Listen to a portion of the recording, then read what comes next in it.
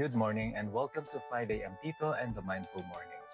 Today we'll talk about one of the simplest yet most powerful habits we can build, the discipline of waking up early at 5 a.m. Some say it's life-changing, and in this episode we'll discover why. Tahimik ang mundo tuwing madaling araw, and so is your mind. At 5 o'clock a.m., the world is still quiet. Walang notifications, walang ingay, just peace. Nakikita mo yon sa first few minutes of calm, where we can think, breathe, and set our intentions before the world demands our attention. How you wake up is how you show up. Ang disiplina sa pagbangon ng maaga, maliit man ay nagbubunga ng disiplina sa mas malalaking mga bagay. It's not just about getting up. It's about proving to yourself that you can keep a promise. And that's the bridge that gets you from dreaming to actually achieving. Kapag kalmado ang umaga natin, mas maaliwalas ang buong araw.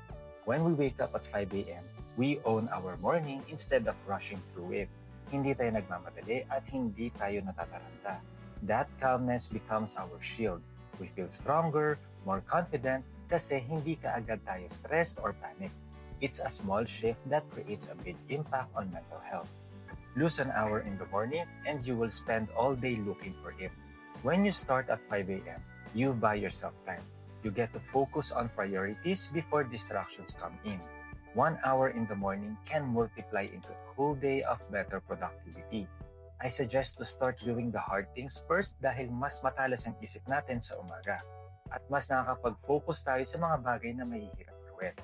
Dahil dito, mas mabilis nating natatapos ang trabaho dahil wala pang istorbo. Own your morning, own your life. This is based on one of my favorite books titled The 5 a.m. Club by Bir Sharma. Starting at 5 a.m. isn't just about a clock. It's a form of self-mastery. When we control our mornings, over time, that choice compounds into personal growth, resilience, and even success. 5 reasons, 5 quotes, and hopefully one big motivation to try it out for yourself. I encourage you to start small. Try waking up at 5 a.m. for 1 week and see the shift in your mindset, your mood, and your life. This is your 5 a.m. Tito.